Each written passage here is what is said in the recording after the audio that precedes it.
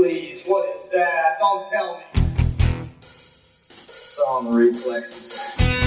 You're listening to All in the Reflexes, an unrepentant vivisection of geek news and culture. It's all in the Reflexes. With the comedy rock geek Mikey Mason, the Brack of all trades Jeb Brack, Madison Matricula Roberts, and tech guy Steve. It's all in the Reflexes.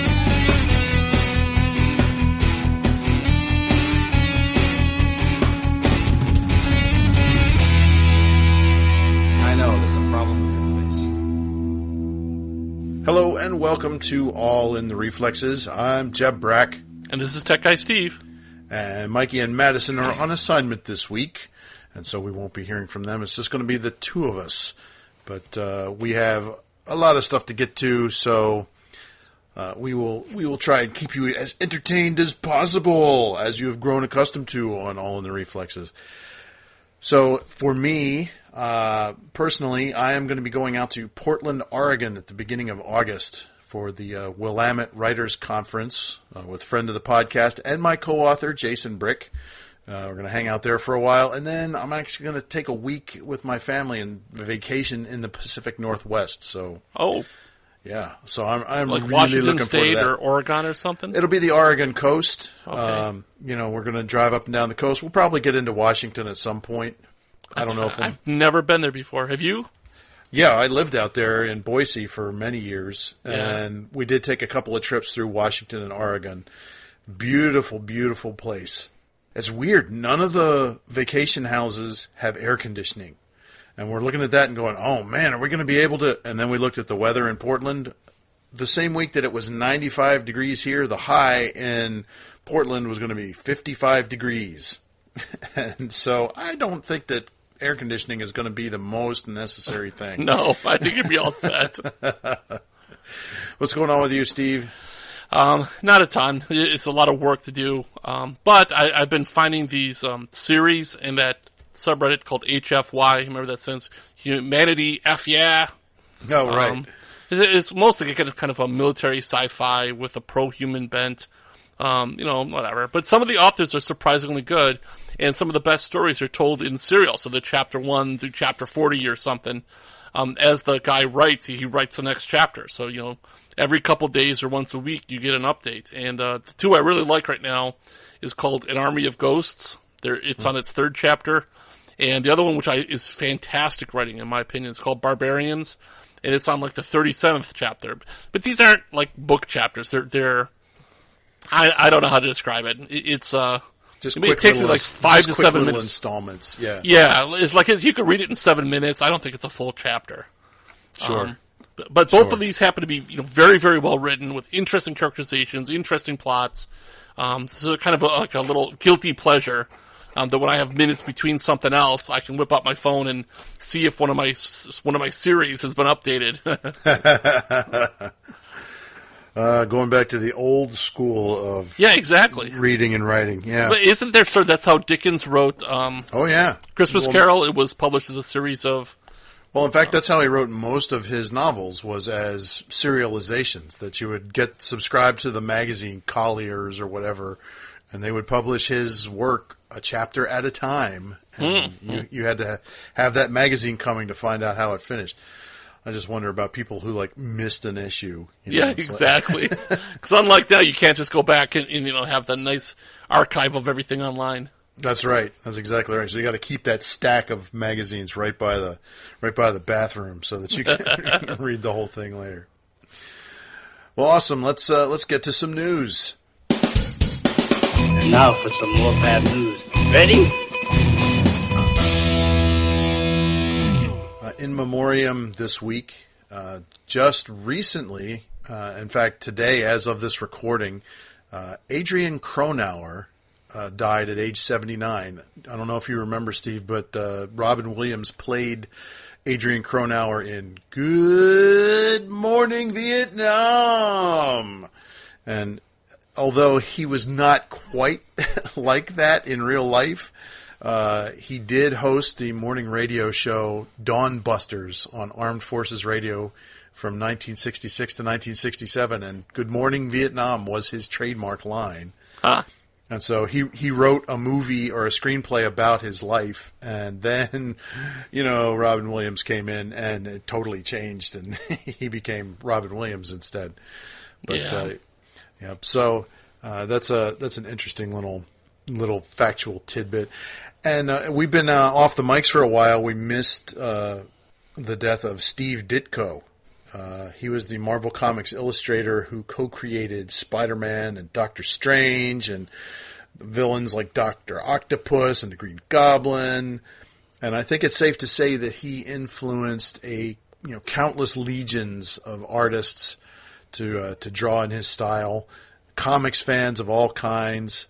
Now, of course, he left Marvel over disagreements with Stan Lee that were never really made public. They never really let everybody know what it was, and he kind of became. We don't know what the issue is. Yeah, and he kind of became a recluse.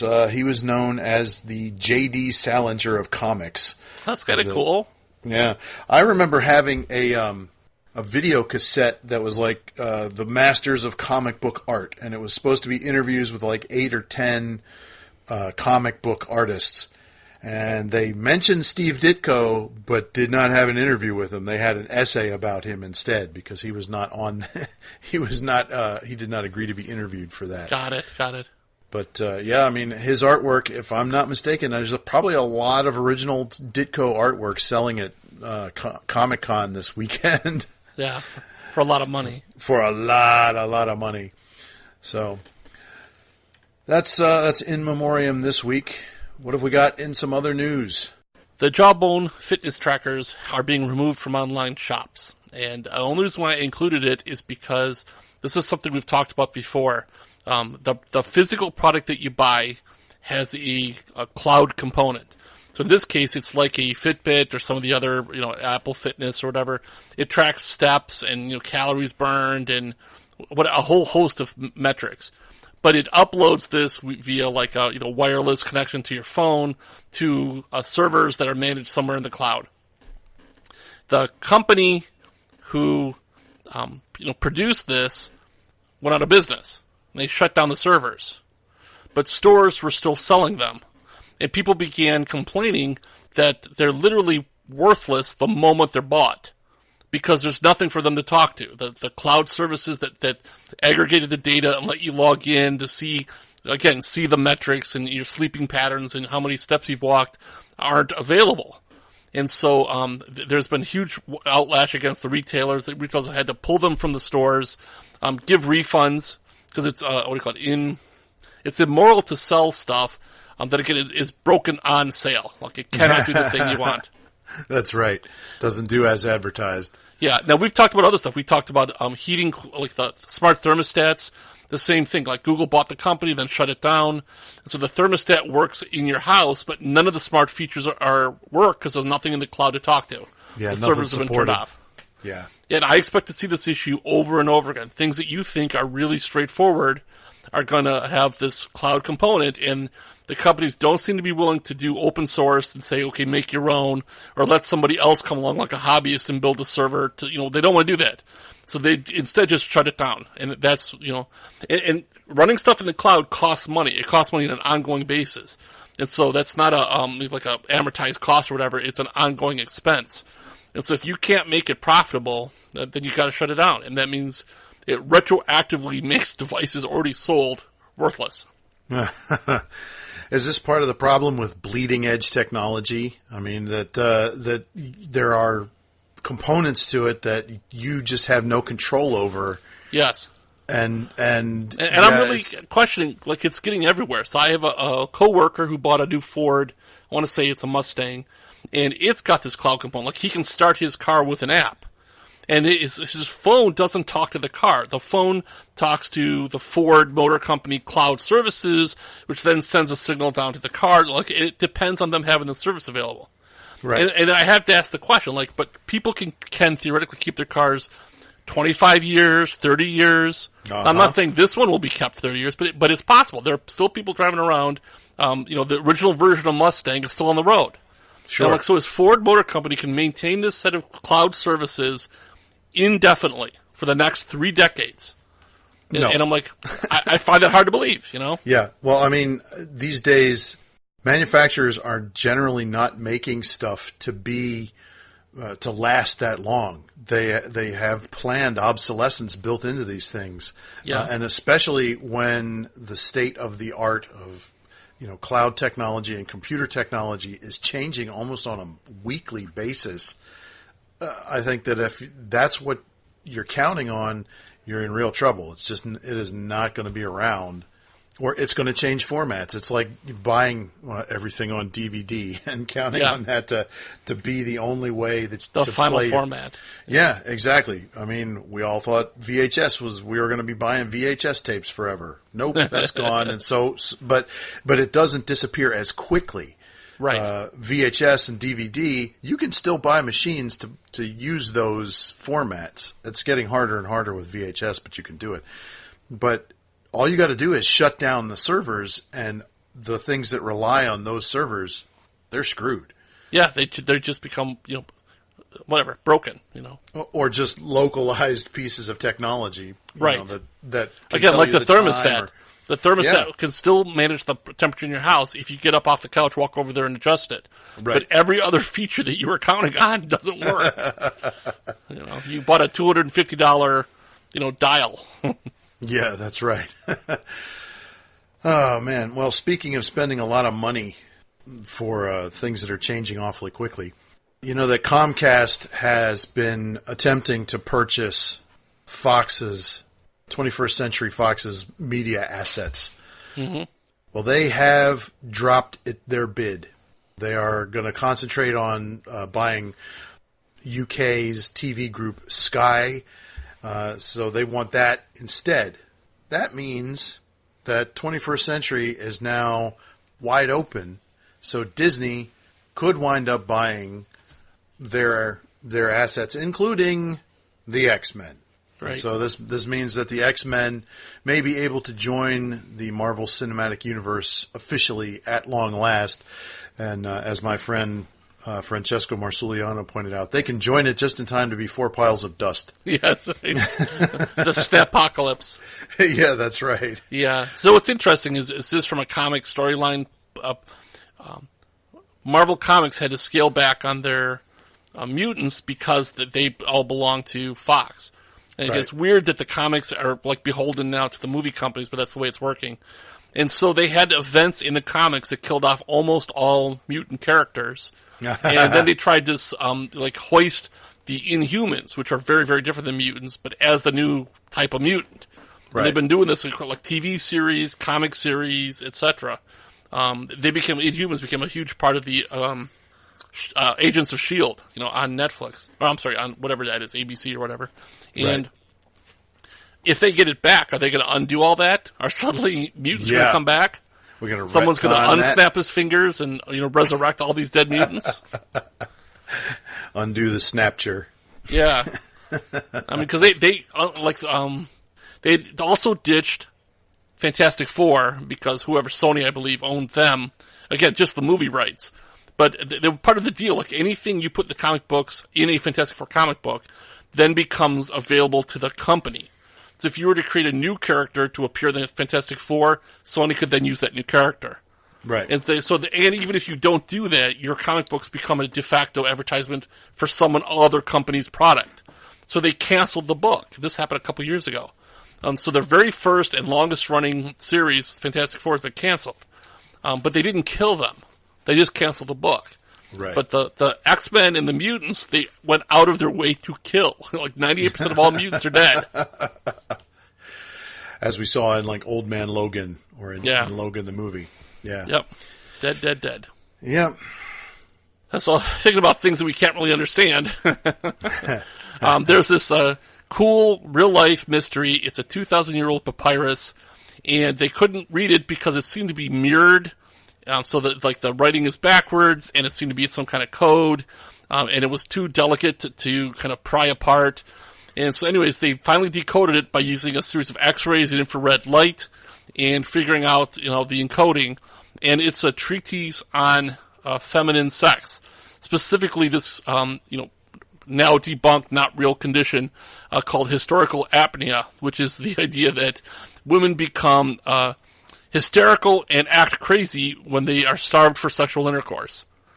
What's funny is this, I'm well aware of this. This was one of the reasons why the original vibrator was invented in the 1800s. Sure, this for was relaxation purposes. Yeah, but it was women would go to the doctor to have their hysteria cured, and the doctors were manually stimulating their patients, and then it became tedious.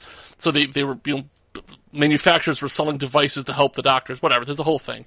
So I didn't realize that this went back 2,000 years. I thought this was a kind of a like Victorian England type of concept, that these poor women are slaves to their sexual desires or something. But this treatise is 2,000 years old and saying the same thing. Yeah. Well, I think we've also found the plot for the next National Treasure movie. Nick Cage has got to steal that papyrus and decode it. Yeah, I've never heard of it called hysterical apnea. I've never heard of that, but... Yeah. New words for old problems, I guess. Yeah, which again, I just want to put debunked, not real. Yeah, we're not pointing that out as a possible ailment. Yeah, please. So, do you remember that Google used to have as one of their core corporate beliefs, don't do be no evil? Yeah. Well, it seems that the bigger they get, the less they remember that.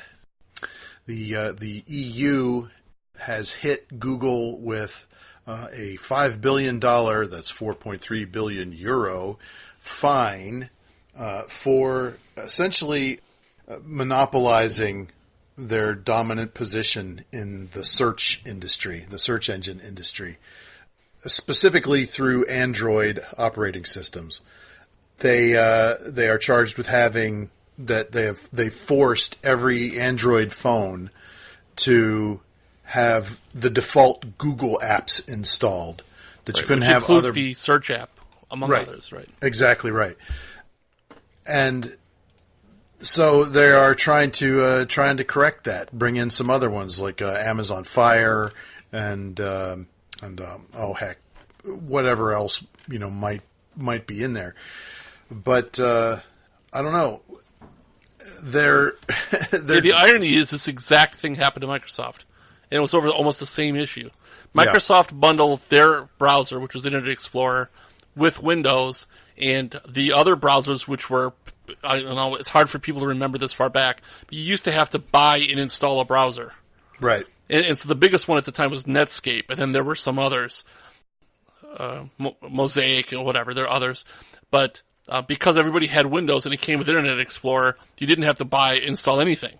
Right. And so it choked these other browser companies out of existence. And they got together and sued. And they won. They found that Microsoft was using its monopoly position in the operating system market to then apply pressure to the browser market. And they had to, there's a bunch of stuff. There's a penalty, but there were also decisions, like you had to allow people to install other browsers and all this other rules that were put in place. Sure. The irony, of course, is all ironic. Browsers became free. You don't have to pay for them. And nobody generally likes Internet Explorer. The new one is called Edge. But it's like, it's not getting anywhere near the kind of universal coverage they expected. Most people use Chrome or Firefox. Right. So, but whatever. But in terms of the same thing so recently I bought an Android. I switched from iPhone to Android. And it was weird that my Android is built by Samsung. It is a set of apps from Samsung and an almost identical set of apps from Google. Yes. But I already have a bunch of Google accounts. So why would I use Samsung photo sharing when I have Google Photos? And why would I use the Samsung Calendar app when I use a Google Calendar? Yep. But that's apparently every Android phone has that set of Google apps on it. Well, mine has the Google search bar right in the middle of the home screen. Yep. And it has the Hey Google system on it that never works. Oh, really? The OK Google? Yeah, OK Google? I can never get it to...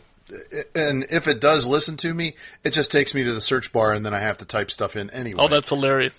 Yeah. By the way, me saying that into the mic, my phone responded here on the table. Anyways. Well, let's do this to our listeners. Alexa, order diapers. Confirm. Sorry, everybody. Yeah, well, I guess we're not really listening to the "Don't Be Evil" thing either. Ourselves trying to cause mayhem. So that's the news. Why don't we see if there's any trailers left to trash and or tout? This will make for one epic trailer. I just saw it today. I believe you saw it today too. It's the new Titans. This is a Teen Titans, DC Comics. It was a comic book, and it was also a very, very successful animated series that ran for, I think, 2 or 3 years. And then there's this kind of, in my opinion, crappy one for little kids called Teen Titans Go. Yep. Which is totally different than the original Teen Titans. And yes. Utterly different than the trailer. What did you think of that trailer? It looks to me like DC has learned absolutely nothing from Justice League, Batman v Superman, all those sorts of things. They have gone the full grim dark, and they are doubling down on it. Are they killing people? That's what it looked like to me. Kind of looked like that, yeah. I mean, you've got Nightwing treading on people's necks after he has felled them, and then somebody says something about Batman, and in the trailer, now this is going to be a web TV series, is not going to be network, it's not going to be HBO, but Nightwing actually says, F Batman. Yeah. But with the full word. Yeah, it is not bleeped, man. And that's in like the first 30 seconds of the trailer. Yeah. And then we see, I guess it's a character named Raven, who looks like she's right out of a horror movie, like The Nun or something like that. That is kind of her character, though. Like, her father's literally this extra-dimensional demon, and that's how she gets her weird mystical powers, and her father wants her to come back and rule his, realm with him or something. But they definitely cranked up the horror elements. Yeah, I mean, it could just as well be Suicide Squad to me. I mean, it looks like they're killing a lot of people in horrific ways. Yeah, and I'm willing to, believe it or not, give it a look because I like the characters. And sure. I guess some part of me wants to watch the car crash, whatever, the wreck. Which maybe I'm wrong. Maybe it'll be fantastic, and I'll come back from the first episode saying, wow, it was a pleasant surprise. It did go in that direction, but it certainly looks, man. The dark, gritty, more violent version of a well-beloved cartoon series. That's right. Man. Well, and so, of course, the internet instantly blew up with memes about F Batman. Yeah. My favorite was the Robin character from Lego Batman, played by Michael Cera, and he's all bright and he's all cheery. And he's jumping through the air with F Batman underneath him. Yeah. Yeah, so... the disconnect is pretty extreme. But this controversy came up before, and I think we even discussed it on air before. They kind of rebooted the comic book, and people point out that the comic book never had more than 100,000 or 200,000 readers. And recently, the comic books have significantly less. We're talking like 40 or 50,000 readers, subscribers a month is considered successful. Right. The TV series that was on had like 4 million viewers. So a significantly larger part of the audience were familiar with the characters from the cartoon, which they had a little bit of an edge to them, but they weren't cussing, swearing, or murdering. And then the comic book had this kind of hypersexuality and grim storyline, and everyone's like, this is like 2-3 years ago, and so this seems to be closer to the even darker than the comic book, which again was like darker and more mature than the cartoon series. Well, let me ask you, how long ago was the cartoon series on? I mean, when... I'll look it up. Because one theory might be, well, our viewers who were younger are now getting older. They want to see their favorite characters kicking butt and taking names and killing people. It was 2003. So that's 15 years. So, you could make the argument that the kids who loved it now are getting nostalgic for it, but also want it to be, more badass. Maybe that's they're right. That's a theory. We'll see, but we'll see if it works that way. There was nothing in that trailer that made me go, "Ooh, wow, that's new. I want to see that." So one of the cute things I noticed is they had a couple scenes of Beast Boy. And again, I think it'd stick with that name because that name doesn't sound like this dark, gritty murder people type. But Yeah. anyways, in the series, he's got green skin and he turns into animals, and all the animals are green. But in the trailer, they never had him turn into anything. All I could think of is that's expensive special effects that haven't been added yet. Yeah, that's right. So, Yeah, maybe they haven't put that they haven't worked that out on CG yet. yeah, exactly. So it's not in the trailer. Yep. So, Not to get derailed, but we also saw, my wife and I went to see Ant-Man and the Wasp, which we loved. Me too. And one of the trailers was for the new Nutcracker movie from Disney. It's a live-action movie. I did not see that one. Yeah, if you get a chance to go watch it. But again, maybe it's not as bad as Titans, but it's like the dark, gritty, scary, retelling of this famous Christmas story. Well, there is some darkness in the Nutcracker if you get right down to it. I mean, That's what a coworker told me, that the original story it's based on also has some pretty scary scenes or whatever. Yeah. I mean, typically it's this feel-good holiday classic, and everybody's prancing around in ballet slippers. But I mean, you have battles of the mice against the toy soldiers, and you have the girl is cast into this weird fairyland, and there could be some darkness in it. I hope they don't have the same soundtrack though, because I think that would detract from the grim dark of the whole thing, as if you're listening to the Dance of the Sugar Plum Fairies while I don't know. While there's violence going on. It doesn't look terrible. I mean, I don't know. You can make your own decision. But I turned to my wife and I said that, like, people have been clamoring for the dark, gritty retelling of the Nutcracker. Right. That's right. Well, just like for the dark, gritty Snow White that we saw with. Yes. Oh man. Whew.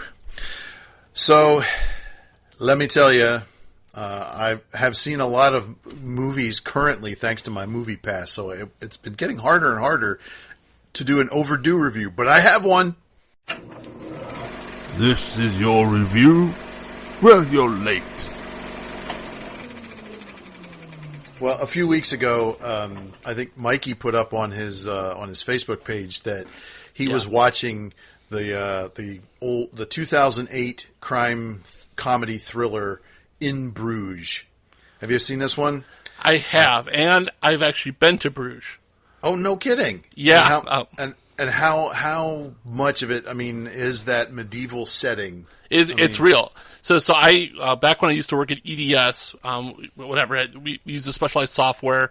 They were setting up a location in Antwerp. They used the same software. So they shipped me to Belgium for a week to install it, to configure it, and help them use it. And the manager of the group in Belgium was super nice, took me out to taste all the different crazy Belgian beers, and on the last day, him and his family took me to Bruges because it's the sightseeing city where it was kept like it was in the Middle Ages. Right. With stone walls and convent, stone bridges. Canals Yeah. And one of the most things I loved was is tatting. It's the women who hand make lace. Sure. Belgian lace is famous, and they watch these old women moving these little spindles around 90 miles an hour while they grow this lace out from the center. So I was only there one day, but it was fantastic. So you found it really interesting. Of course, yes. in the movie, which stars Brendan Gleeson and Colin Farrell, Gleeson and Farrell are hitmen who have violent, bad people who have to lay low in Bruges after their hit goes wrong. Which is a weird idea, because I'm telling you, it's a tourist city. Yeah, well, exactly. And it turns out that Ralph Fiennes, who is their boss, sent them there so that Colin Farrell could get one last, cool thing before they rub him out.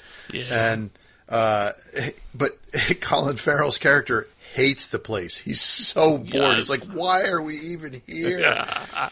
But then this movie never ever goes where you expect it to. No. How about the racist not. Midget? Yeah, that's right. The like, racist little person that they start doing drugs with one night. And, I didn't see that coming. no, absolutely not. And then there's the girl who he hooks up with, who her boyfriend tries to rip him off, and just so many weird things going on in this movie, and they all kind of tie it up at the end. They do. All this stuff comes together. Yeah. I mean, I love the scene where Brendan Gleeson has orders to kill Colin Farrell, And as he sneaks up on him, Colin Farrell goes to blow his own brains out, and Brendan Gleeson stops him. And it's just like, wait, whoa. The hitmen are just, not doing this right. Yeah. But, so it's weird. The first time you watch it, it's definitely weird. And you go, what did I just watch? But it holds up. I mean, and it does have a coherent plot. You just got to get through it. Yeah, it really does. And of course, Brendan Gleeson, Colin Farrell, and Ralph Fiennes are a lot of fun to watch. They're really good. So, if you're looking for a weird, quirky thing, and I think this is still on Netflix, so you should be able to see it for free, streaming on Netflix. So you don't have to go too far out of your way to find it. So there you go. In Bruges is my overdue review this week. Good. You watching any weird anime while we've been off the mics? スティーブはとってもくだらない人でアニメを見るんです。What weird anime is Steve watching this week? Yes. I finished a series because it only had exactly 10 episodes called The Garden of Sinners. So this is a cute one with lots of flowers, right? Yeah, no. Dark, gritty retelling. It's like, I'll read you the blurb, which doesn't really do it justice. So the blurb is, after lying in a coma for 2 years, Shiki Ryogi awakens with amnesia. Inexplicably, she finds that she has also obtained the mystic eyes of death perception, in which she can see the invisible lines of mortality that hold every living and non-living thing together. In this modern occult action thriller, Shiki must tackle supernatural incidents while searching for her purpose for living. Okay. So it's a feel-good piece. Yeah. So, like, you kind of think this kind of, like, magical girl fights demons and monsters with her eyes of death perception. Sure. It is not that straightforward. Time jumps, they put dates on the episodes, but only at the very end. So a lot of stuff happens. It'll say at the end, like, June 1998. And the next episode will be January 1999. And so they move back and forth between these, like, this 2-year period. And then one of the episodes specifically deals with, it was super confusing while I was watching it because it was flashbacks, flash forwards, and memories, and they just splice it in with no, kind of like, no cues to what you're seeing. You have to figure it out from context. Wow. But that's only, like, I think, the third episode. The rest of them aren't as complicated as that one. But they definitely move back and forth. One of the things that made it different was most of the episodes were an hour long, not the 24 minutes. Okay. And then they had, like, the end of this storyline was a 2-hour long episode. And then they had, like, this little 30-minute epilogue. And then they had a 90-minute episode that wrapping up some of the stories of the ancillary characters. And then they had another 30-minute epilogue to that. So it wasn't like the, like 13 episodes, 24 minutes long each. It wasn't. It was 10 episodes, and they moved back and forth. So, but was it really worth watching? I mean, that's I enjoyed it. There were definitely scenes like they get into this long-winded philosophy I don't understand. I keep finding it in anime, where like two characters, sometimes it's the villain, will just do this endless monologue about, this and that, and I'm like, is this, maybe it sounds profound in Japanese, and it's the translation that makes it sound sophomoric, or maybe it really is sophomoric, and they can't fix it with translation. I really don't know. But it reminds me, like, if you meet a sophomore who's taken his first Philosophy 101 class, and he's lecturing you from his, vantage point of 19 years on this earth, about, if you spell dog backwards, it's God. Isn't that amazing, man? That's kind of what this stuff sounds like.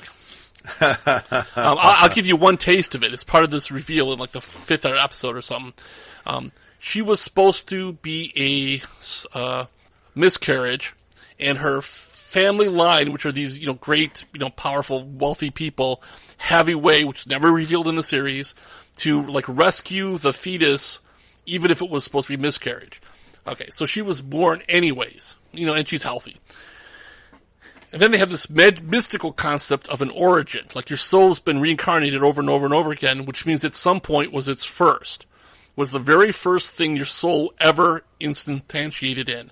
And that becomes kind of stamped on your soul forever. So if the first version of you was like this lazy slug, then every life after that, that's your tendency that you'd have to try to overcome. Or is it a super aggressive predator? Like your first version of you was this, a rushing boar, and so every version after you kind of struggles with like anger and impetuousness. Okay. So you put these ideas that that's an interesting idea. Yeah, interesting. So they call that thing the origin. It's supposed to be of your soul. Her origin, because she wasn't meant to be born, was the void, right? Wasn't meant to be born.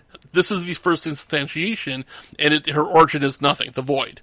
And that's why when she was put in this coma, her soul drifted close to death, and she gained this mystical sight.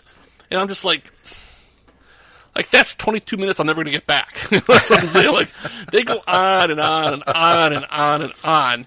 And the two characters are just talking to each other, and they're this endless, philosophy.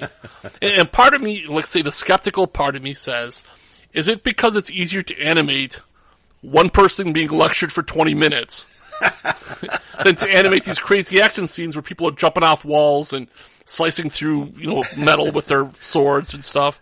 Sure. It definitely has some fantastic action scenes, but so that the only downside I could see was these the complicated nonlinear storytelling and the periods in which they give you these crazy lectures about the soul, reality, time, origins, magic, whatever.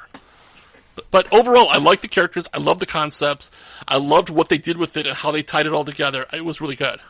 All right. Well, that's not so much of a drawback. I mean, heck, at least it's giving you something, for your brain to chew on a little bit, even if it is, essentially gristle.